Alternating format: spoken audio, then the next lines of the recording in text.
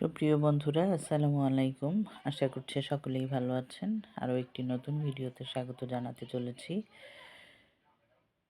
দেখতে পাচ্ছেন একটি প্রধান ফটকের সামনে, যার উপরে লেখা রয়েছে বাকরি বহুমুখী মাধ্যমিক বিদ্যালয়।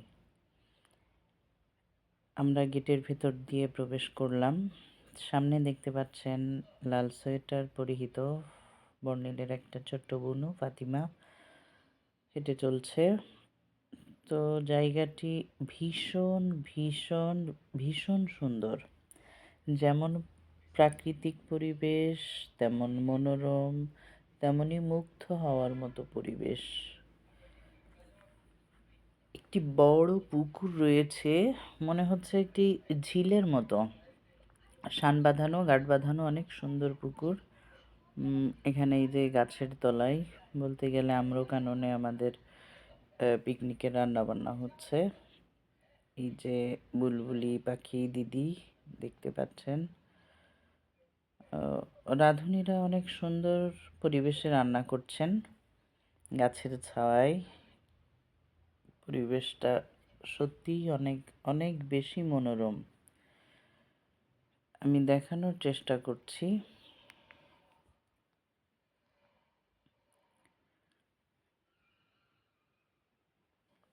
অনেক সুন্দর, অনেক সুন্দর জায়গা। এখানে দ্বিতল ভবন রয়েছে দুটি, একটি দোতলা ভবন আছে। ওপাশে মজার বিষয় হচ্ছে একই গ্রাউন্ডের ভেতরে প্রাথমিক বিদ্যালয় এবং মাধ্যমিক বিদ্যালয়। বাকরি বহুমুখী মাধ্যমিক বিদ্যালয় একটি ঐতিহ্যবাহী বিদ্যালয়, স্থাপিত হয়েছে 1935 সালে। ডাকঘর 11 খান, উপজেলা বাঘারপাড়া, জেলা যশোর। কিন্তু একটি মজার ব্যাপার হচ্ছে, অহনাকে দেখা যাচ্ছে, এই যে অনেকেই আছে তো বলছি। আগে বাকরি সম্পর্কে একটু তথ্য আপনাদেরকে দিয়ে রাখি।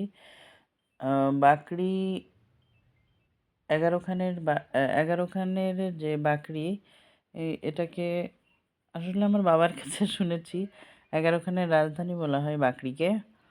তো এখানে বিশেষত্ব হচ্ছে 6 আর 5 11, ওপাশের 6 এপাশের 5।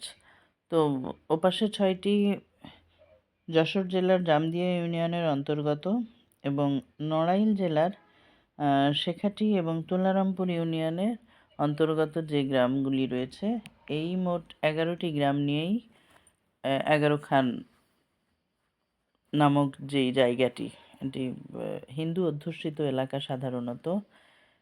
তো আমরা আজকে গিয়েছিলাম একটি চমৎকার পরিবেশে। পরিবেশটা ছায়া ঘেরা, অনেক সুন্দর সুন্দর গাছ রয়েছে। গ্রাউন্ডটি সত্যিই অনেক অনেক বেশি মনোরম, শান্ত, স্নিগ্ধ। এরকম সুন্দর পরিবেশে সময় কাটাতে অবশ্যই ভালো লাগে, এবং সেটা যদি হয় সঙ্গীতের মূর্ছনায় সময় কাটানো, তাহলে তো কথাই নাই। তো আমরা গিয়েছিলাম বর্ণিলের গানের স্যার শ্রদ্ধেয় ডক্টর বাদল প্রামাণিক দাদার সাথে।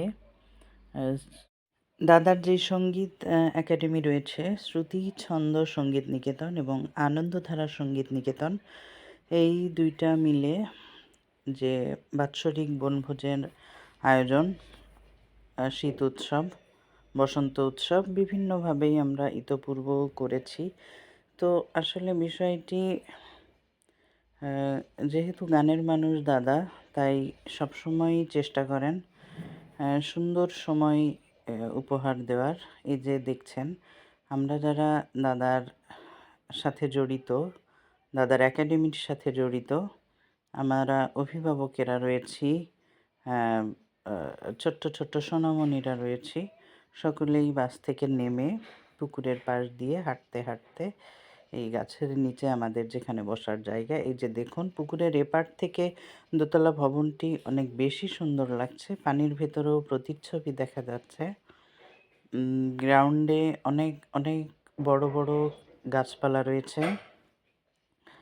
আসলে ছায়া ঘেরা পরিবেশটি অসাধারণ এক কথায়। তো আরও একটি ইনফরমেশন আপনাদেরকে দিয়ে রাখি।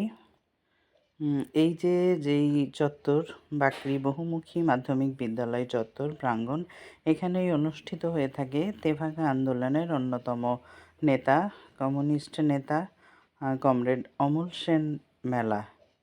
কমরেড অমল সেনের স্মৃতিতে প্রতি বছর এখানে জানুয়ারি মাসে কমরেড অমল সেন মেলা অনুষ্ঠিত হয়।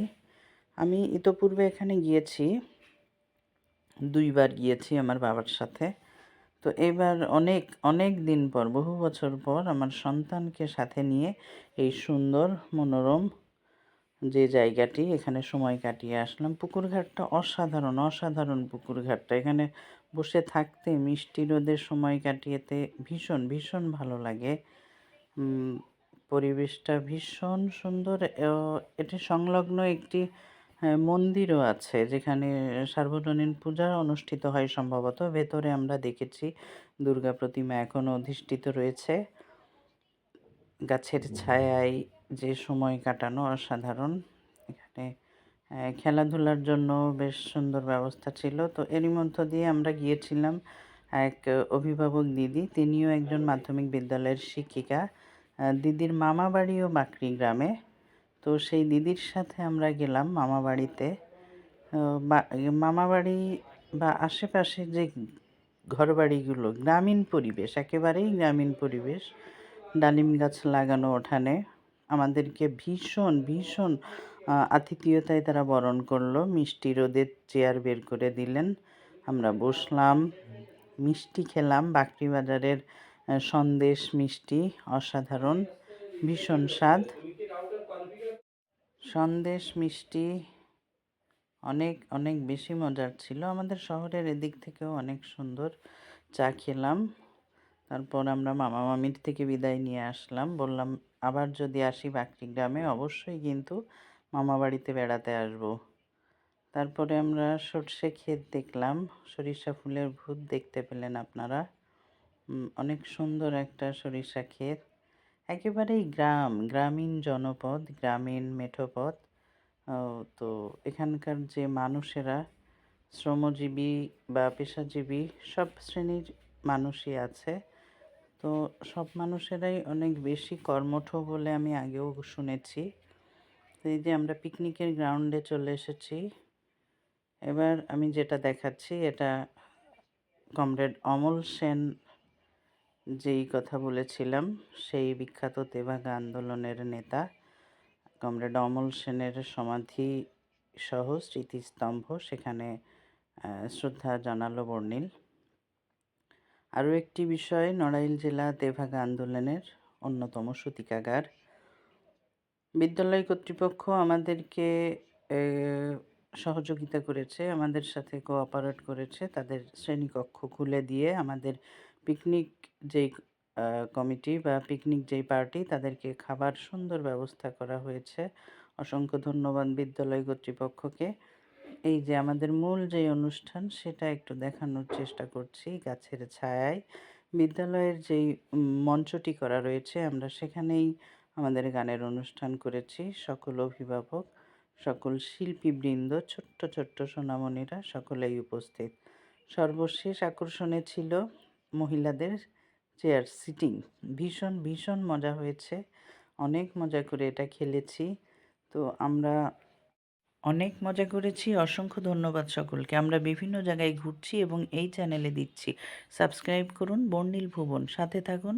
আল্লাহ।